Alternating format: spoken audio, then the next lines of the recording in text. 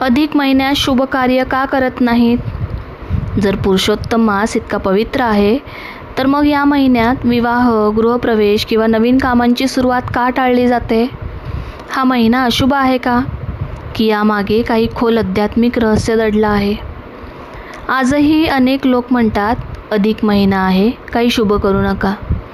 काही जण तर या महिन्याला भीतीने पाहतात. पण खरं सांगायचं झालं तर हा महिना अशुभ नाही. हा महिना आध्यात्मिक विश्रांतीचा आहे.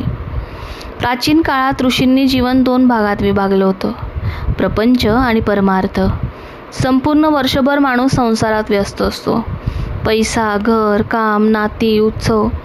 म्हणून ऋषींनी विचार केला, एक असा काळ असावा जिथे माणूस थोडा थांबेल आणि स्वतःच्या आत्म्याकडे पाहील. आणि त्यासाठीच पुरुषोत्तम मास विशेष मानला गेला.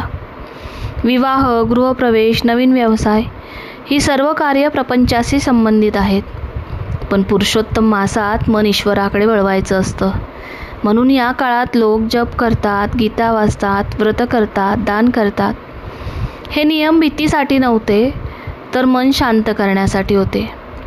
जसं शरीराला विश्रांती लागते तसंच आत्म्यालाही लागते. पुरुषोत्तम मास म्हणजे जीवनाच्या धावपळीत घेतलेला आध्यात्मिक श्वास. हळूहळू लोकांनी या परंपरेचा अर्थ विसरला आणि फक्त नियम उरले. लोक म्हणू लागले, हा महिना अशुभ आहे. पण पुराणांमध्ये कुठेही पुरुषोत्तम मासाला अशुभ म्हटलं नाही. उलट या महिन्याला भगवान विष्णूंचा सर्वात प्रिय महिना मानलं गेलं.